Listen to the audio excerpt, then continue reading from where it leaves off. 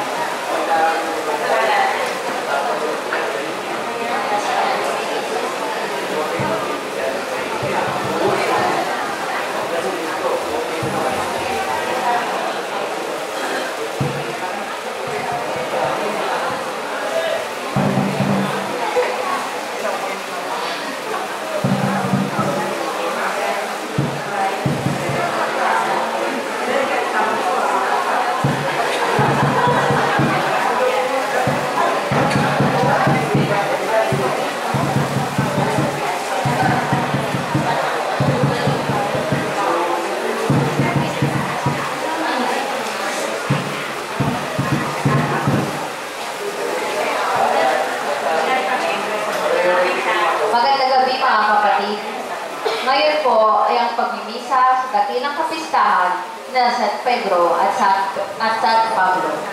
Ang ating pong tagapagmisa ay si Reverendo Padre Christopher Osares, SDS. Magsitayo po ang lahat. Oh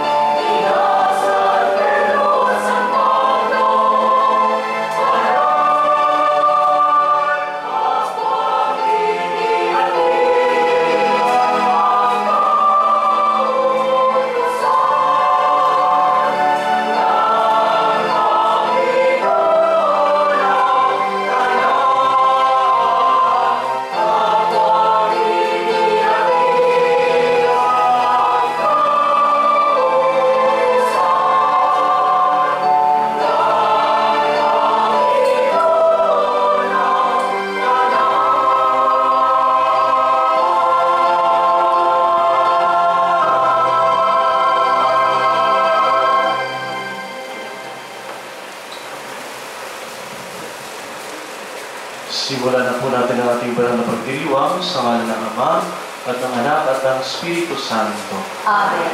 Ang pagpapala ng ating Panginoong Jesucristo, ang pag-ibig ng Diyos Ama, at ang pakipagkaisa ng Espiritu Santo naway sumainyong lahat. At sumayo rin. Magandang gabi po sa ating lahat at happy fiesta po sa lahat. Magandang gabi po, Father. Happy fiesta. Pakibati naman ng mga katabi ng happy fiesta. Para hindi kayo happy.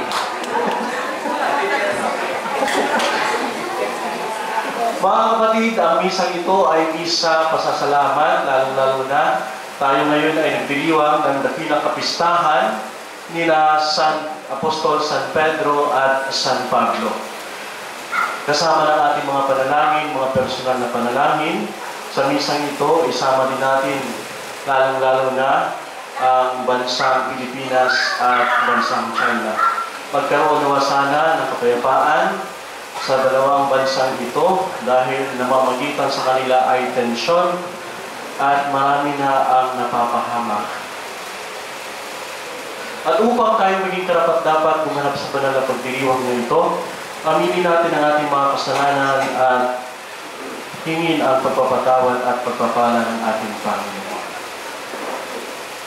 Tayo pong lahat, inaamin ko sa makapangyarihan ng Diyos at sa inyo mga kapatid, lalo pa ako nagkasala sa isip, sa salita at sa gawa, at sa aking pagkukulang. Kaya sinasamo ko sa mahal na Birheng Maria, sa lahat ng mga anghel at kabanal, at sa inyo mga kapatid, na ako'y ipanalangin sa Panginoong aking Diyos. Kaawaan tayo ng makapangyarihang Diyos, patawarin tayo sa ating mga kasalanan, at patnubayan tayo sa buhay na walang hanggan. Amen.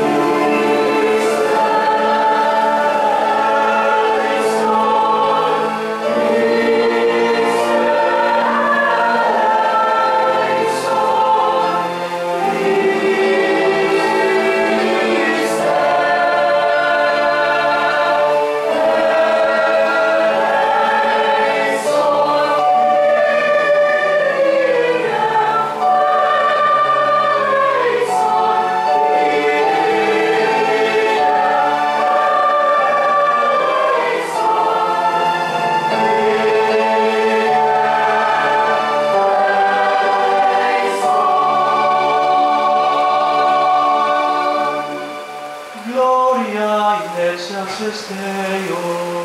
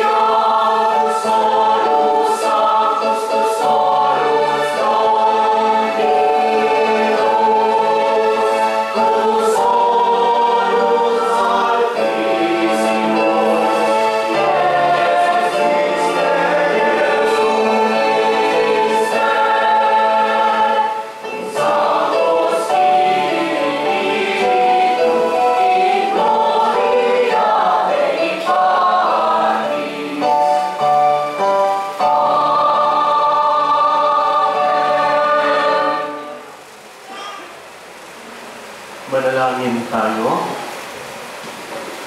Ama naming makapangyarihan, ipinagkaloob mo ang kagalang-galang at banal na kagalakan ng araw na ito, ng dakilang kapistahan ni na San Pedro at San Pablo. Pagbigyan mong masunod ang iyong sambayanan sa lahat ng larangan, ang ipamamana ng mga pinagbuhatan sa simula ng relihiyon, sa pamamagitan ng Jesucristo, kasama ng Espiritu Santo, magpasawalang hanggan. Amen.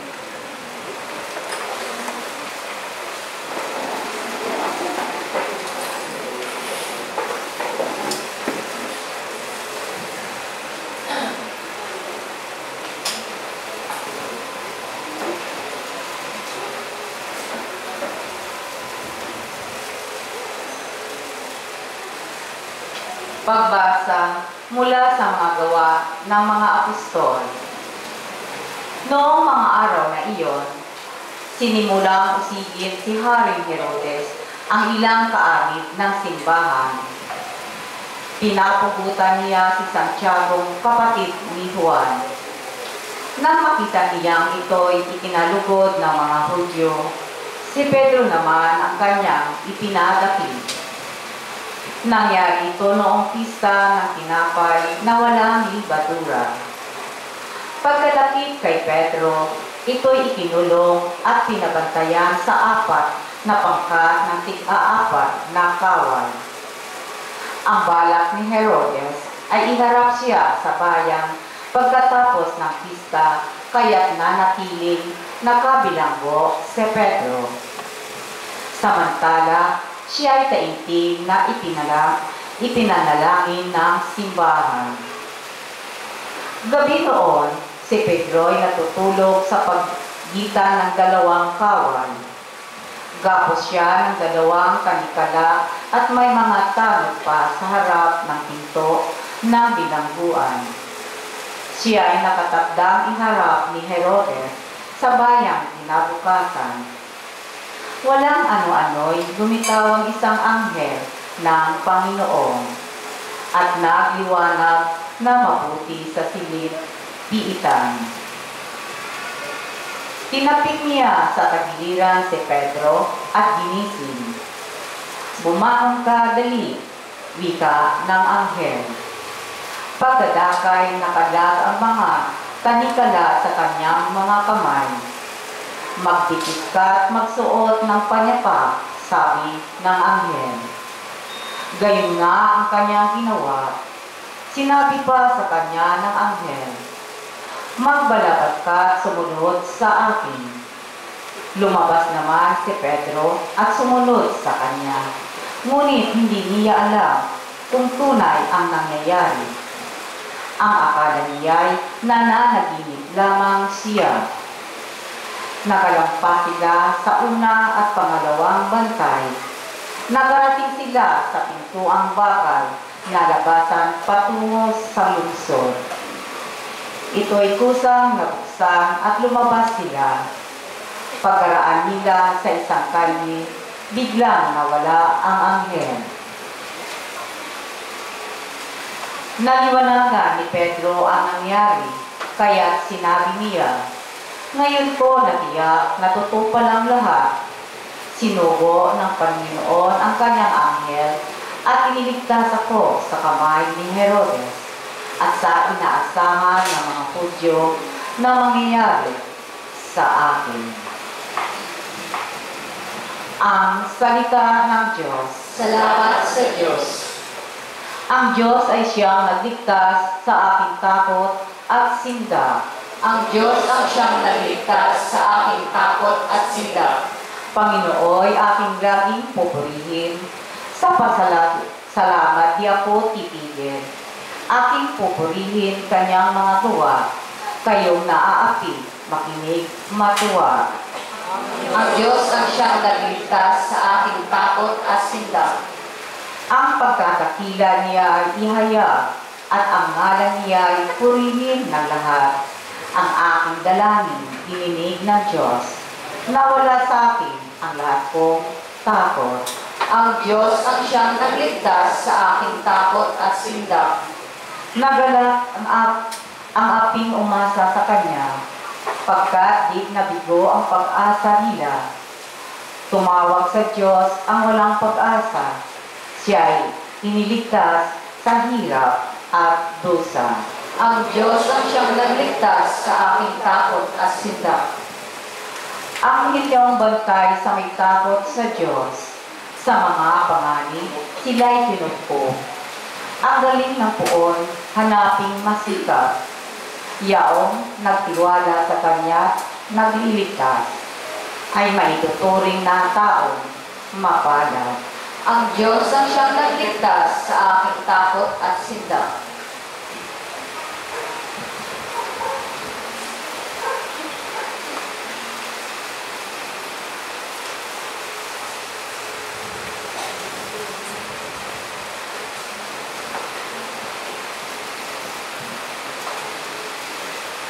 Pagbasa mula sa ikalawang sulat ni Apostol San Pablo kay Timoteo. Pinakamamahal, ako'y iaalay na. Dumating na ang oras ng pagpanaw ko sa buhay na ito. Puspusan akong lumaban sa paligsahan. Natapos ko na ang dapat kong takbuhin. Nanatili akong tapat sa pananampalataya. Kakamtan ko na ang korona ng pagtatagumpay. At sa araw na yaon, ang Panginoon na siyang makatarungang hukom ang magpuputong sa akin ng korona. Hindi lamang sa akin, kundi sa lahat ng nananabik sa muli niyang pagparito. Ngunit, pinatnubayan ako ng Panginoon at binigyan ng lakas upang maipahayag sa mga hentil ang salita. Naligtas ako sa tiyak na kapahamakan. Ang Panginoon ang magliligtas sa akin sa lahat ng kasamaan at siya rin ang maghahatid sa akin sa kanyang kaharian sa langit. Purihin nawa siya magpakailanman. Amen. Ang salita ng Diyos. Salamat sa Diyos.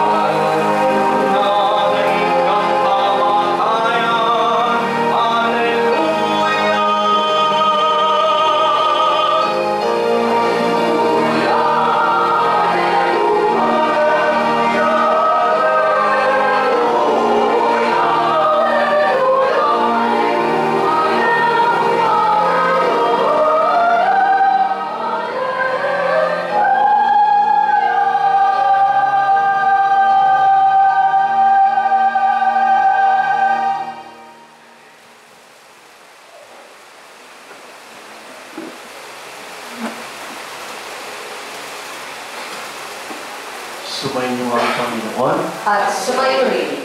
Ang mabuting balita ng Panginoon ayon kay San Mateo. Pagpuri sa iyo, Panginoon.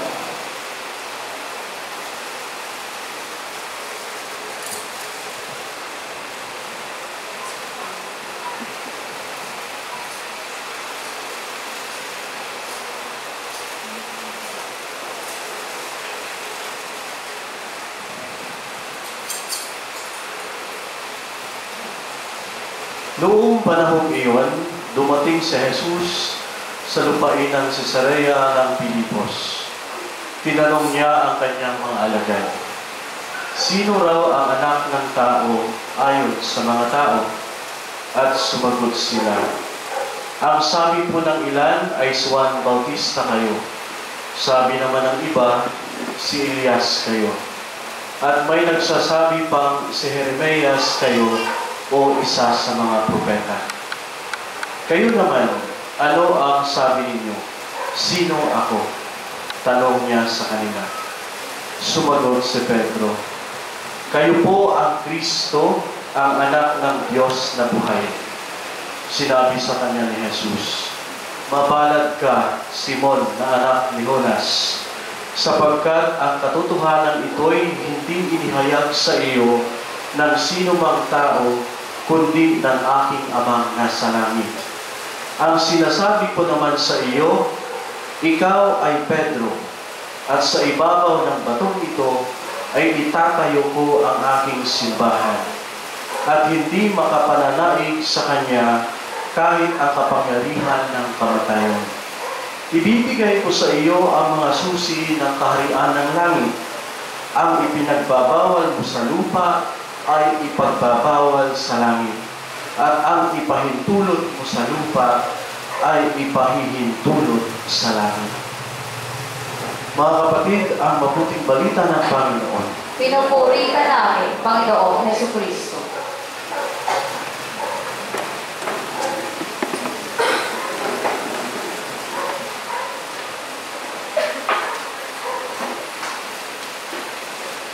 Muli, Happy Fiesta po sa lahat. Palakpakan naman natin ang Diyos. Palakpakan din natin sina San Pedro at San Pablo. Sabay-sabay po tayong lahat. Viva Señor San Pablo at San Pedro! Viva Señor San Pablo at San Pedro! Viva! Mga kapatid, ako naman po ay natutuwa dahil first time ko magmisa po dito sa inyong kapilya. Palagi po ako dumadaan dito sa Dituason at saka sa Cordillera, pero hindi ko napapansin na may kapilya pala dito sa Santa Catalina. Ang matindi pa, kasi yung nasa isip ko, Santa Catalina yung lugar, yung street, pero bakit magdiriwang ang mga tao ng San Pedro at San Pablo, di ba? Parang kakaiba. Kaya nung sinabi ko sa superior ko kanina, magmimisa ako, may misa ako alas 6. Fiesta ni San Pedro at ni San Pablo. Fiesta daw. Sabi niya, saan? Sabi ko, di ko alam, basta Santa Catalina yung street eh. Pero siguro Santa Catalina din yung chapel. Kasi ganoon nga eh. Pero nung nakita ko, kapangalan pala talaga, itong kapilyan pala na ito ay San Pablo at saka San Pedro talaga. Kaya nga namangha ako, ang ganda ng kapilyan nyo, sa totoo lang. Kilala niyo ba ako? Kilala niyo si Coco Martin? No? Ako yun. Lamang lang yun ang isang paligo, pero ako yun. Ako po si Reverend Father Christopher Osares, SDS, or Society of the Divine Savior, isang religious priest po na nandiyan nakatira sa Manila. SDS, isa po akong Salvatorian. Yung pangalan ng community namin ay Salvatorian, yung Society of the Divine Savior. Yun po. Ako po ay taga Siargao. Kaya, alam niyo yung Siargao? Yes, syempre, no? Kaya ang bansag sa akin, Coco Martin ng Siargao. Sana all, no? At saka ako po ay 3 taon pa na pari. Si Bishop Onesto po ang nag-ordain sa akin noong 2021 kasagsagan ng pandemya. Sa chapel namin dyan sa New Manila, 12 lang po kaming tao sa loob. Kasi nung panahon na iyon, grabe talaga yung social distancing.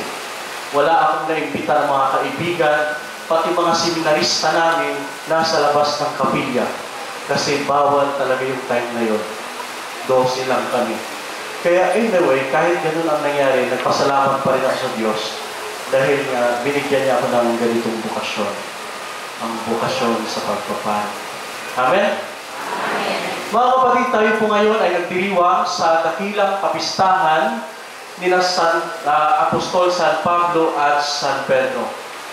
Si San Pedro, siya yung tinatawag natin ang prinsipe ng mga apostol. Tama? At si San Pablo naman, siya yung apostol ng sa mga Hintil. No? Tayo yun. Itong kapistahan na ito, minsan ay tatanong po natin, kadalasan talaga ang mga tanong ganito yun. Bakit kailangan natin ipagdiwang ang kapistahan nilang dalawa ng sabay? Kasi kung titingnan mo yung mga personalidad nitong mga taong ito nasa ating harapan, kung titingnan mo, itong isa ay medyo matapang, umuusig sa mga Kristiyano, medyo mainitin ang ulo. At itong isa naman, saan ba pala? Ito, mali pala. Ito ay matapang umuusig. At ito naman si San Pedro ay medyo kalmado lang. No? At medyo, kumbaga, hindi desidido sa kanyang mga desisyon. Kumbaga, ano ba ito para sa atin? Habang tayo ay nagdiriwang na kapistahan, ano ba ang ipinapahiwatig ng Diyos sa atin sa pagkatao ng dalawang ito? Na kailangan natin pagtinayan at kailangan natin mapulutan ng leksyon habang tayo ay nagdiriwang ng kanilang araw. Mga kapatid, dalawang bagay lang po. Nawa sana itong dalawang bagay na ito na gusto kong ibahagi sa inyo, nawa ay matutunan ang mapulot ninyo at maisabuhay ninyo. At mapagtanto ninyo kung ano ang Diyos na meron tayo. Lalong-lalo na itong dalawang bagay na ito ay akma sa ating pamumuno sapagkat silang dalawa ay leader ng ating simbahan. Silang dalawa ay namuno sa ating simbahan. Kung wala itong dalawang ito, walang Kristiyano. Lalong-lalo na si San Pablo. Kasi siya yung nagpahayag na mabuting balita para sa mga hindi Hudyo. Ito namang isa, siya ang nagpahayag na mabuting balita. Siya ang namuno, lalong-lalo na sa mga apostol. Kailangan niyang tumayo bilang leader. Siya rin, kailangan niyang tumayo bilang apostol at leader. At para sa ating lahat, kailangan natin itong matutunan. Anong meron sa kanila na pwede natin isabuhay? At anong meron ng Diyos na pwede natin, kumbaga, isabuhay? Unang-una po, kapag nagdiriwang tayo ng dakilang kapistahan ni na Apostol San Pablo at San Pedro, unang-una natin tingnan, God qualifies the unqualified. Yun po yung una. Sa Tagalog, minarapat ng Diyos ang hindi karapat-dapat. Anong meron?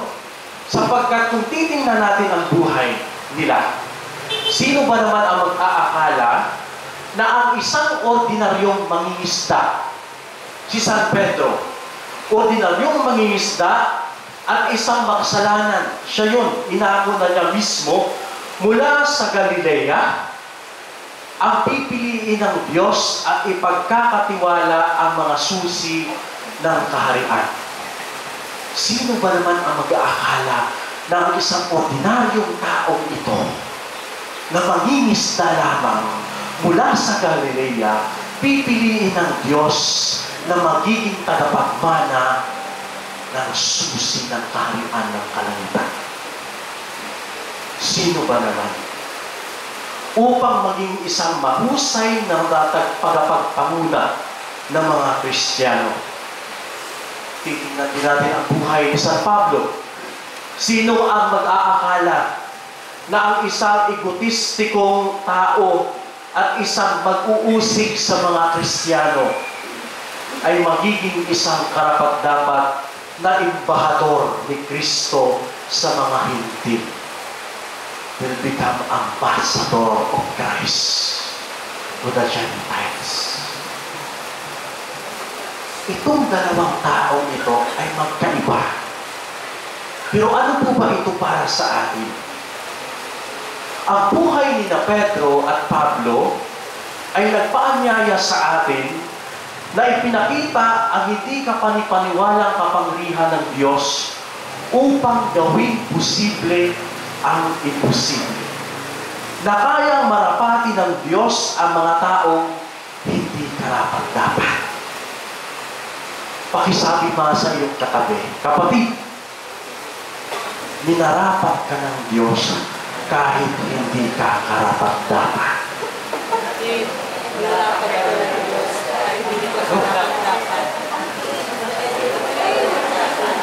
O bakit kayo nagtawanan? Hindi ba talaga kayo karapat-dapat? No? Bilang mga Kristiyano,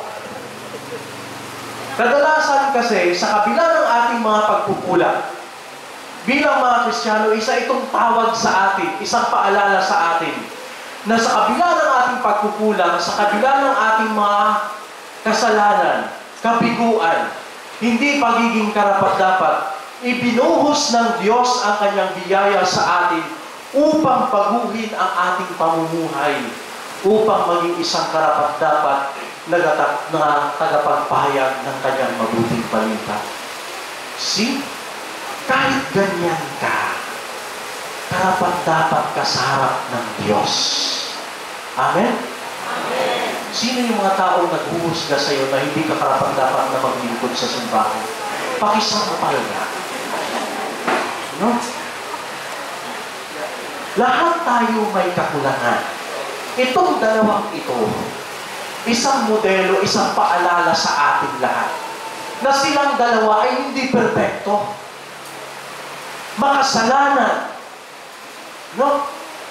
Taga-usig, pinapatay ang mga Kristiyano noong unang panahon. Pero ginawa ng Diyos ang lahat para baguhin ang buhay nila. At sila ang naging leader na muno ng kanyang bayan. Isa po itong paalala sa ating lahat. Naalala ko po nang ako'y inordinahan ni Bishop Honesto, sabi niya,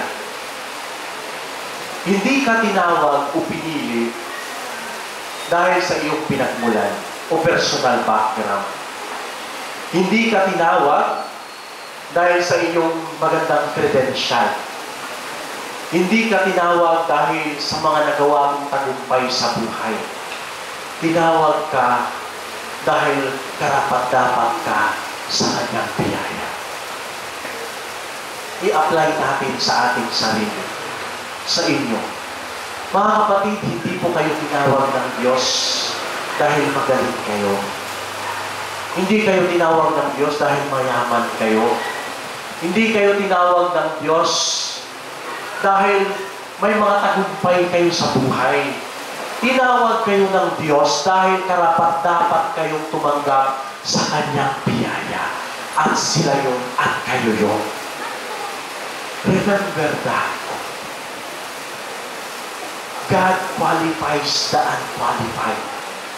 Despite of our weaknesses, despite of our sinfulness, God can transform us as long as we are willing to be transformed by His grace.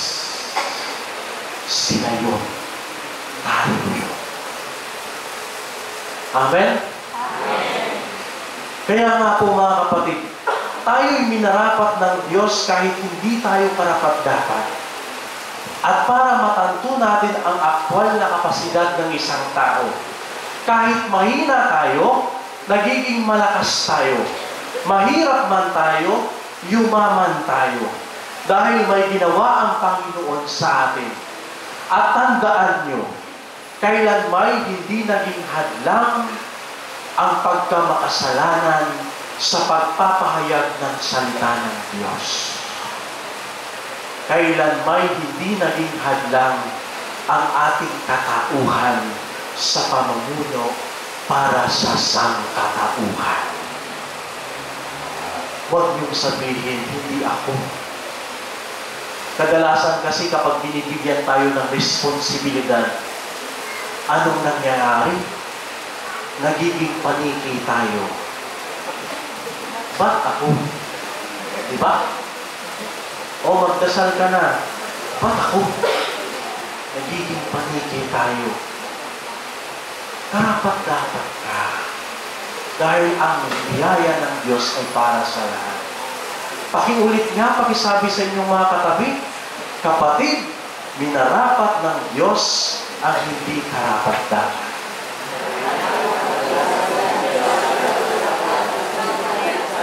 At sinasabi ko sa iyo, karapat-dapat ka. Naintindihan? Pangalawa,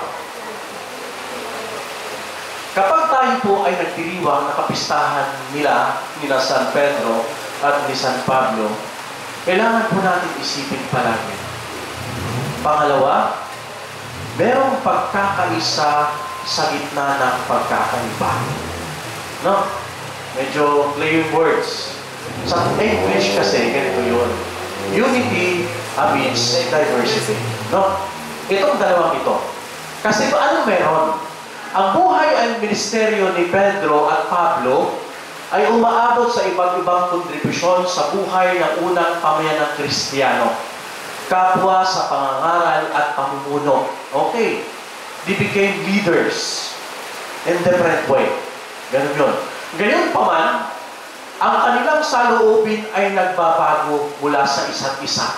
Siguro po kung nabasa niyo sa Biblia, sa Acts of the Apostle, meron po talaga doon na si San Pablo at saka si San Pedro ay nag-away.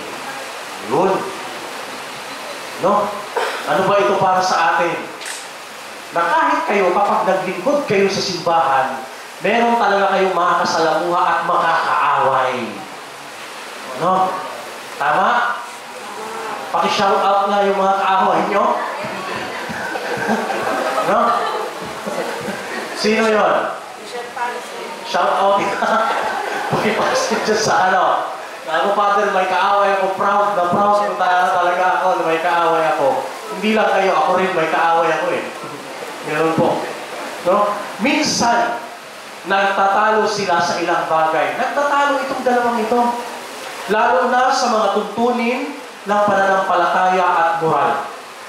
When it comes to faith and values, itong dalawang ito nagtatalo.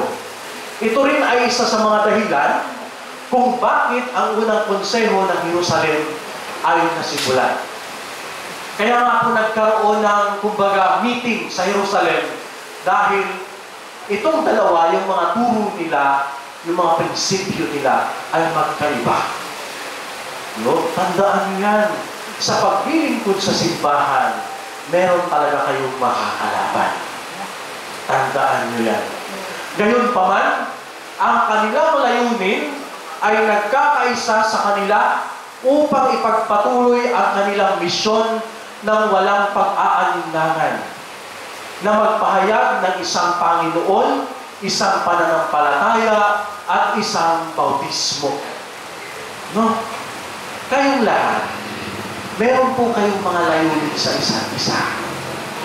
Kadalasan o minsan, gusto nyong maglingkod para sa inyong reputasyon. No? At yung isa naman ay nagagalit. Kasi nga, minsan, yung mga paglilingkod ninyo ay hindi naaako sa turo ng simbahan. Kaya nga, marami kayong makasalamuha. Marami. Minsan nga po, minsan yung mga MBG, choir, hindi sila nagrereklamo sa parokya o sa parish priest. Saan sila nagrereklamo? Sa akin. Kung nagmimisa ako sa kanila, kadalasan, after ng misa, nagsishare yan. No, bakit ganito, si ganito, at bakit si ganito? Sabi ko, yung reklamo mo, huwag mong ireklamo sa akin. Ireklamo mo sa parish priest ninyo para matugunan ang problema ng parokya ninyo. No? Chinismis mo pa. No? Ganun po, normal lang po ang magkaroon ng alitan sa paglilingkod. Itong dalawang ito ay nagpapahiwatig at nagpapaalala sa atin na sa misyon natin sa paglilingkod, sa pagpapahayag natin sa mabuting balita, meron talagang makakaalitan. Normal lang yun. Normal lang po yun. Bukod dito, ang tanong ay, ano ang ibig sabihin nito para sa atin? Simple lang. Ipinapalagay na tayo ay natatanging mga individual na ang ating filosofiya ay nag-iiba sa isa't isa. Meron kayong mga prinsipyo sa isa't isa at nag-iiba yun. Ngunit huwag nating kalimutan ang ating layunin, ang ating adhikain. No? Kahit na magkaiba yung prinsipyo natin sa paglilingkod, huwag sana natin kalimutan na Diyos ang ating pinaglilingkuran. Minsan kasi, hindi na Diyos ang ating pinaglilingkuran. Si Father na. At si Father naman, may mga favoritism, di ba? Kasi may favoritism si Father, ayoko na kay Father. Doon na lang ako sa ibang parokya na kung saan pinapahalagahan ang paglilingkod ko. Bakit gano'n?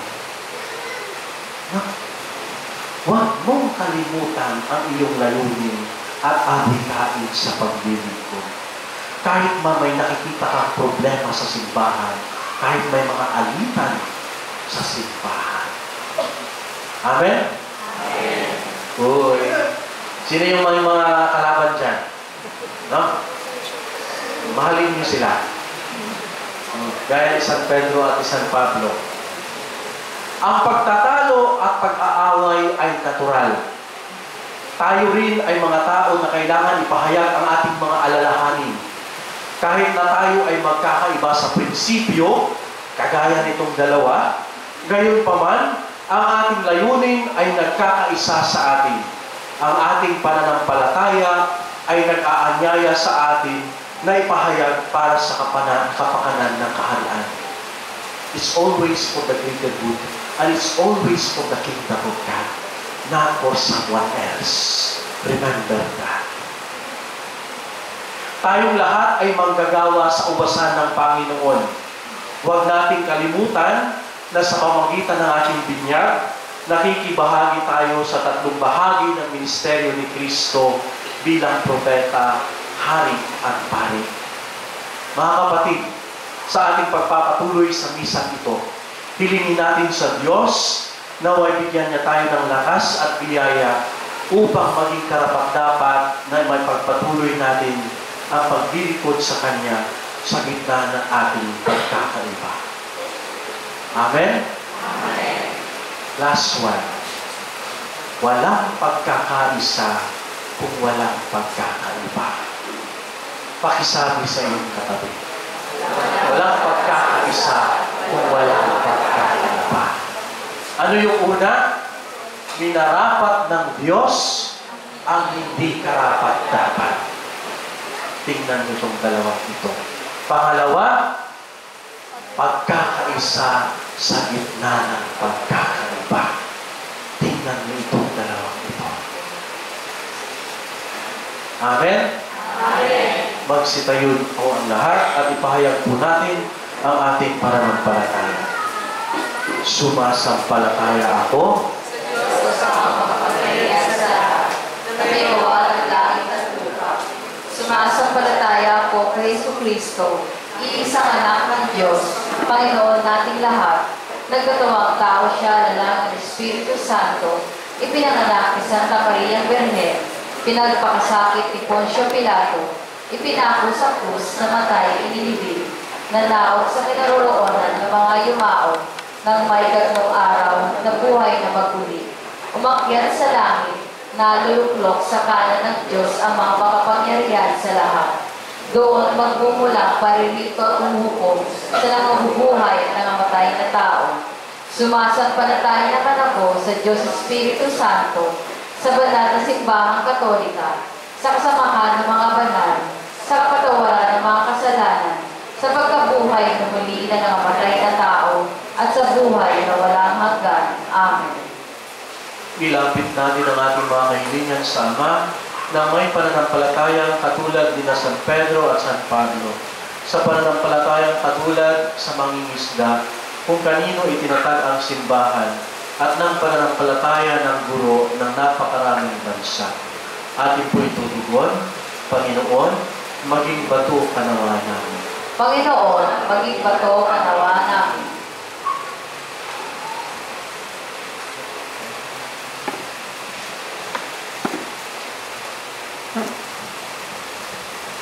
Ang Santo Papa Francisco, ang kahalili ni San Pedro, naway hawakan ang mga susi ng kaharian ng may karunungan at pag-ibig.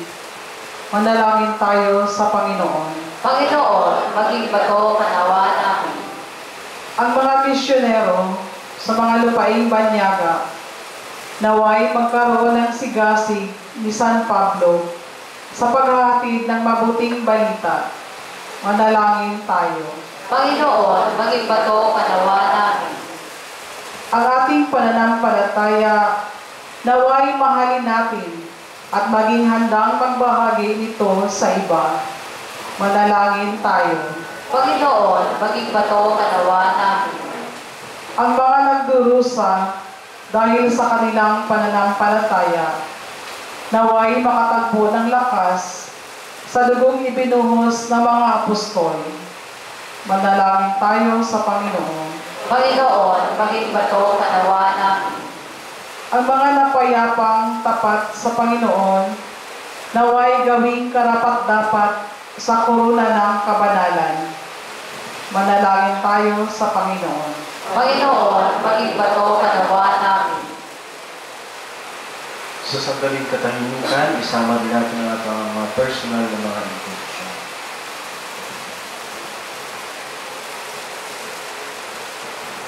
Manalangin tayo sa Panginoon. Panginoon, maging bato kanawa namin. Makapangyarihang Diyos at Ama, dinggin mo ang mga panalangin ng pamayanan ito na namitipon ayon sa pananampalataya ng mga apostol at natutulungan ang kanilang pamamagitan. Hinihiling namin ito sa pamamagitan ng Kristo na aming Panginoon. Amen. Amen.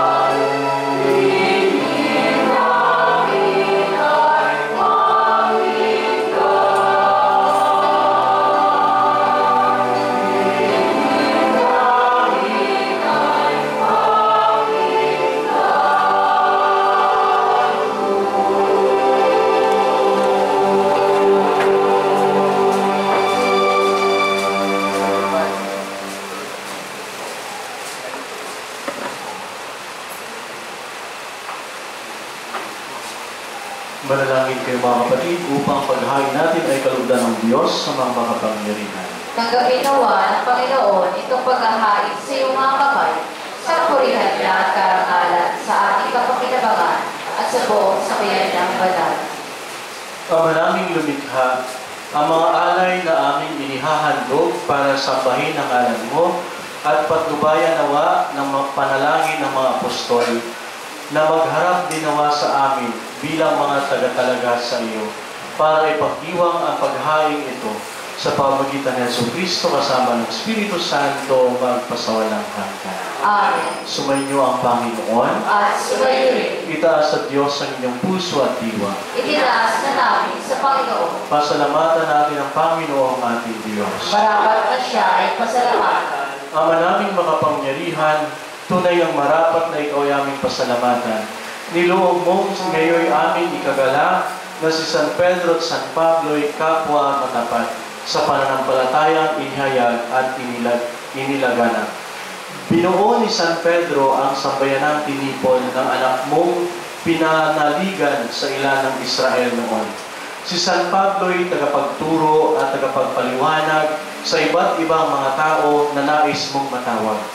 Silang dalaway mayroong magkaibang larangan sa paglilingkod kay Kristo sa iisang sambayanan. Kapwa nila tinamo ang punto ng tagumpay na ngayon dinarakila ng buong sanlibutan. Kaya kaisa mga anghel na nagsisiawit ng papuri sa iyo nang walang humpay sa kalangitan, kami nagbubuli sa iyong kadakilaan.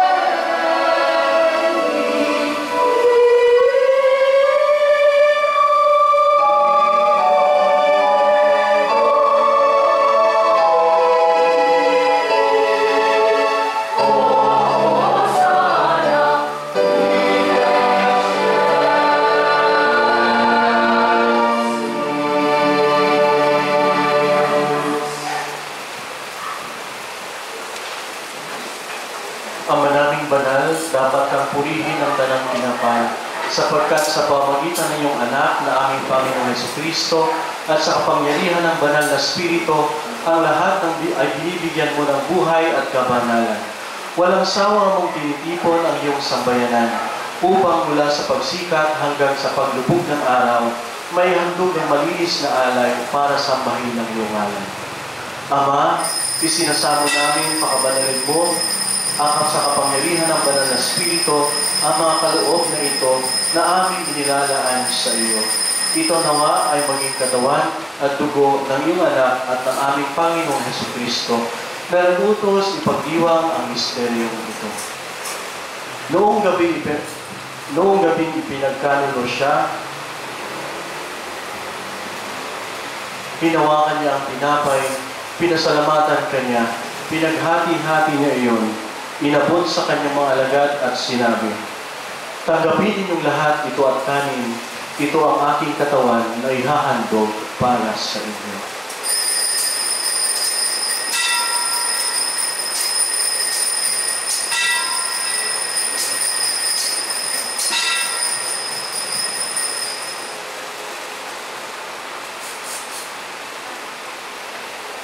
Gayon din naman, matapos ang hapunan, hinawakan niya ang kalis, muli kanyang pinasalamatan.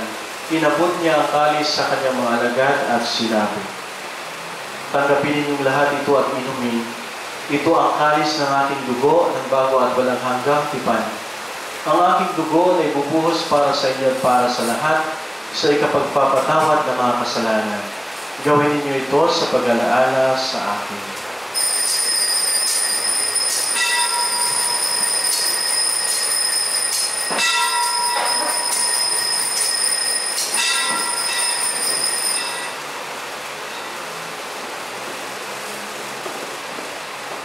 Ipagpunyi natin ang misteryo ng pananampalataya.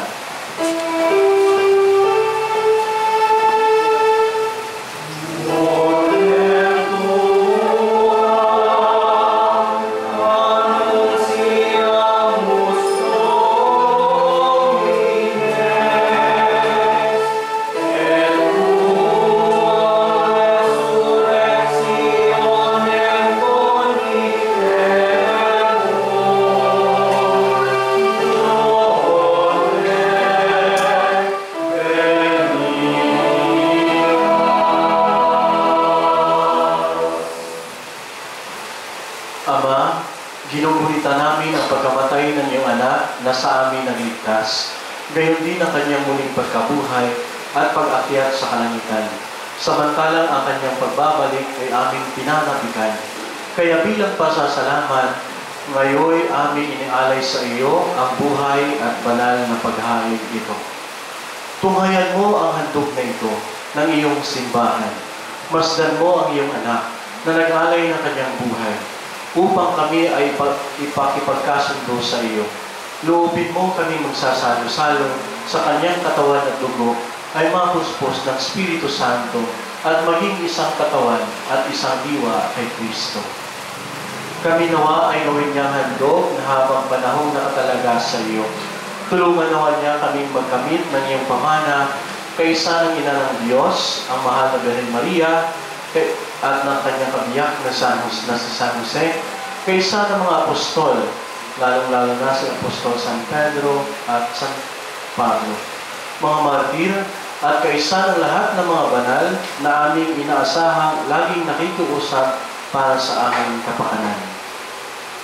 Ama, ang handog na ito ng aming pakikipagkasundo sa iyo ay magbunga nawa ng kapayapaan at kaligtasan para sa buong daigdig. Patatagin mo sa pananampalataya at pag-ibig ang iyong simbahang naglalakbay sa lupa, kasama ng iyong lingkod na si Papa Francisco at ng aming Obispo Honesto at ng Tanang Obispo at ng buong kaparian at ng iyong piniling sambayanan. Dinggin mo ang mga kahilingan ng iyong angkan na ngayon tinipon mo sa iyong harapan. Amang maawain, kupkupin mo at pag-isahin ang lahat ng iyong mga anak sa bawat panig at sulok ng daigdig. Kaawaan mo at patuloyin sa iyong kaharian ang mga kapatid namin yumao at ang lahat ng lumisan na sa mundong ito na nagtataglay ng pag-ibig sa iyo. Kami ay umaasang makakarating sa iyong piling at sama-samang magtatamasa ng iyong kaningning walang maliw, sapagkat aming masisilayan ang iyong kagandahan. Sa pamamagitan ng aming Panginoon Jesucristo, na siyang pinagdaraanan ng bawat kaloob mo sa aming kabutihan. Sa pamamagitan ni Kristo, kasama niya sa Kanya, ang lahat ng parangal at papuri ay sa iyo, Diyos Ama, makapangyarihan, kasama ng Espiritu Santo, magpasawalang hanggan.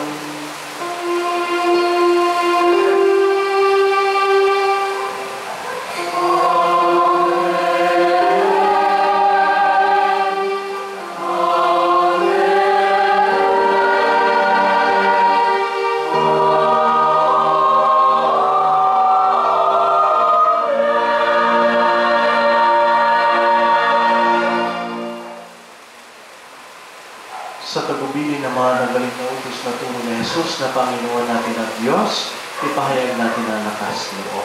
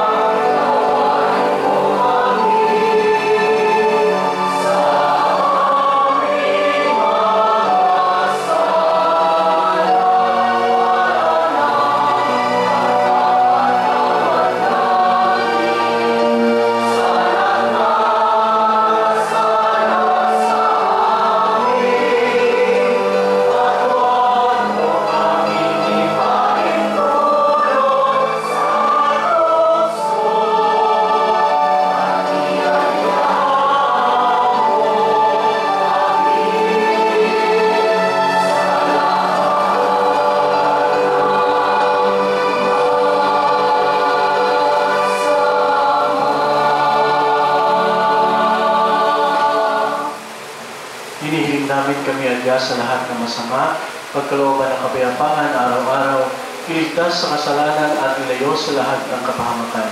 Samantalang aming pinanabikan ang dakilang araw ng pagpapahayag ng tagapagligtas namin sa Yesu Kristo.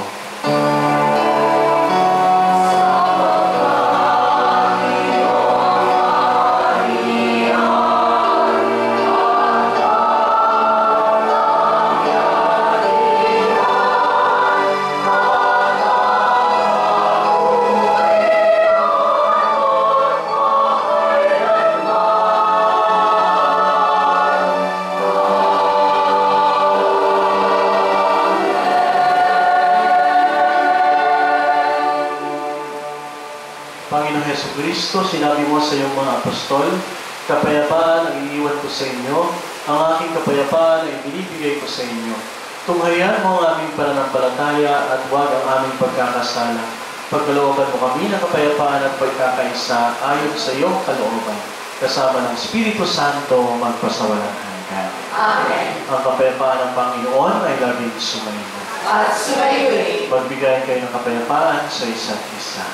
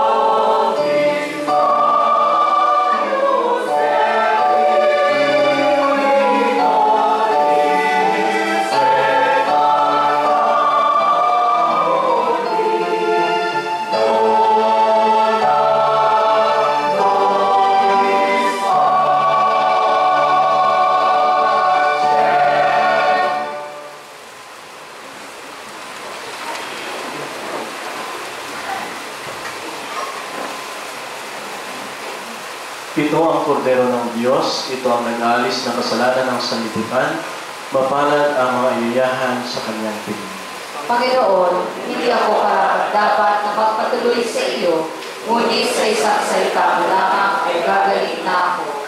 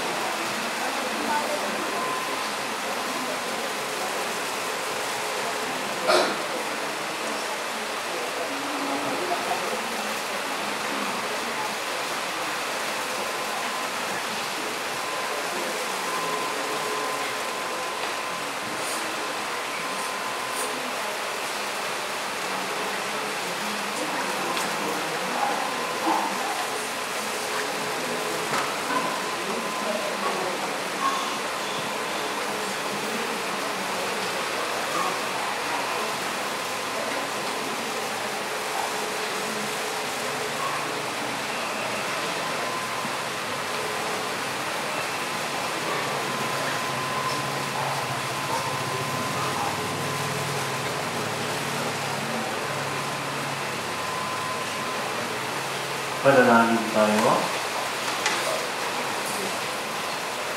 Ama naming mapagmahal, kaming pinapagsalo mo sa banal na pakikinabang ay makapamuhay nawa bilang iyong sambayanang nananatili sa itinuro ng mga apostol. Sa paghati-hati ng tinapay, nagkakaisa ng damdaming isipan at pinatatag ng iyong pagmamahal. Sa pamamagitan ng Jesucristo kasama ng Espiritu Santo, magpasawalang hanggan. Amen.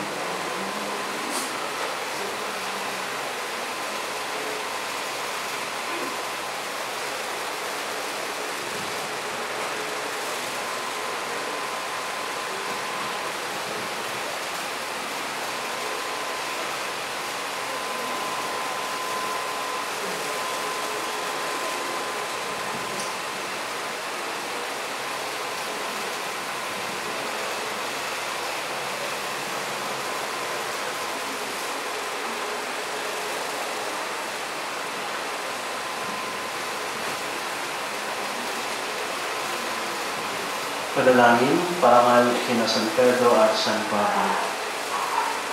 Tinig nila'y sa buong daigdig ay narinig. Pati mga wika nila'y tumatal pati sa hangganan nito.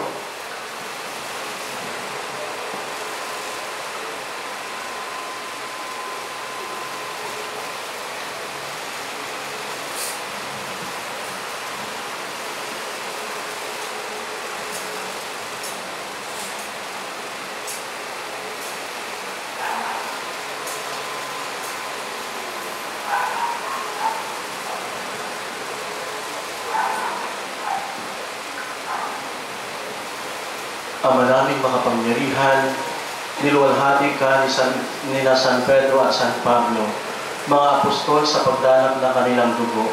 Itulot mo ang iyong simbahan na palagi ang manahan sa katuruan at uliran ng mga apostol at manatili namang tapat na walang dungis na kabiyak ng anak mo't aming manunubos na si Kristong Panginoon namin.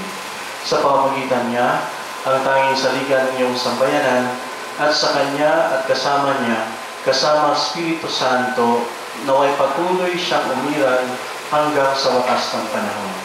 Ito'y aming hinihiling sa pamamagitan ng Jesucristo, kasama ng Espiritu Santo, Diyos magpasawalang hanggan. Amen.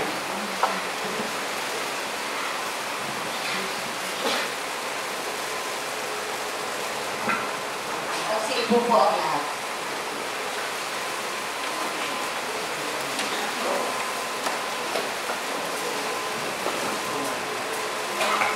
Magandang gabi po sa lahat. Sa ngalan po ng Saints Peter and Paul Chapel, kami po ay lubos na nagpapasalamat sa mga sumuporta sa ating Fiesta 2024.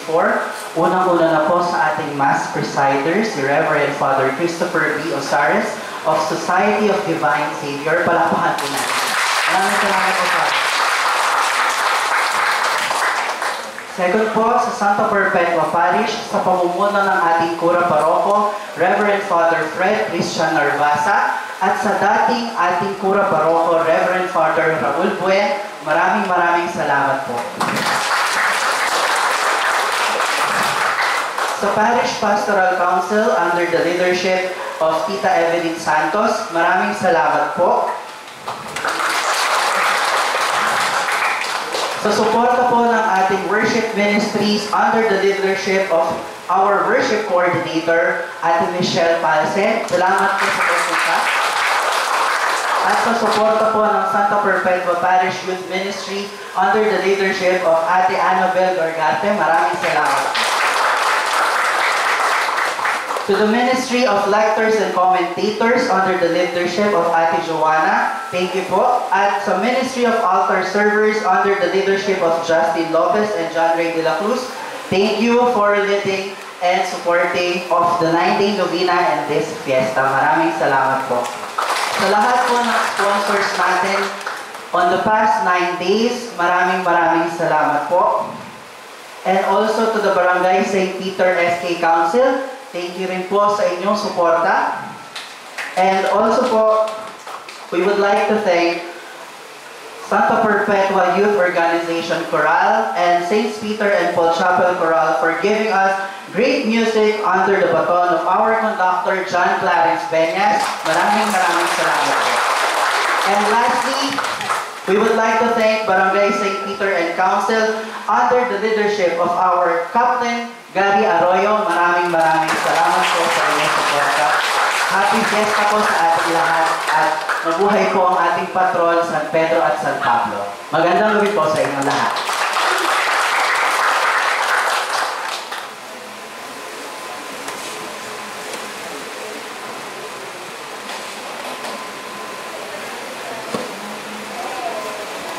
Magsitayo na po ang lahat. Sa probinsya kasi, kapag may piyesta, may pakain. Ano? May pakain o pagkatapos ng misa. Ay, meron, kina-chairman. Happy piyesta po. Pero may lakad pa po kami. Meron pa po anointing of the sick. Sumayo ang Panginoon. At sumayo rin. Yumuko kayo at tingin ang pagbabaskas ng Panginoon. Pagpalagi nawa kayo ng mga pangyarihang Diyos na nagpatibay sa inyong pagkaalip sa kanyang simbahan na itinayo sa ibabaw ng matatag na bato ng pananampalataya ni San Pedro upang kayo'y magkaroon ng pananalig na walang hanggan. Amen. Amen. Pagkalooban nawa kayo ng Diyos ng ulirang pamumuhay na makaaakit sa kapwa-tao para mapalapit kay Jesucristo sa pamamagitan ng aral ng pananampalataya na sinikap ituro ni San Pablo na kapiling niya magpasawalang hanggan. Amen. Ang mga susi ng langit na nasa pag-iingat ni San Pedro at ang salita ng Diyos na ipinahayag ni San Pablo, ang kanilang katapatan hanggang kamatayan at ang kanilang pagdalangin para sa inyong kapakanan ay maghatid nawa sa inyo sa kinamtan ni San Pedro pakundangan sa kanyang pagkapako sa krus at sa pagtanggap ni San Pablo sa korona ng buhay pakundangan sa kanyang pagtitiis magpugutan. Iyon ay ang buhay na walang hanggan. Amen. At pagpalain kayo ng mga pangyarihang Diyos, Ama, Anak at Espiritu Santo. Amen. Tapos na ang ating banal na misa, humayo kayong taglay ang pag-ibig ni Kristo. Salamat sa Diyos.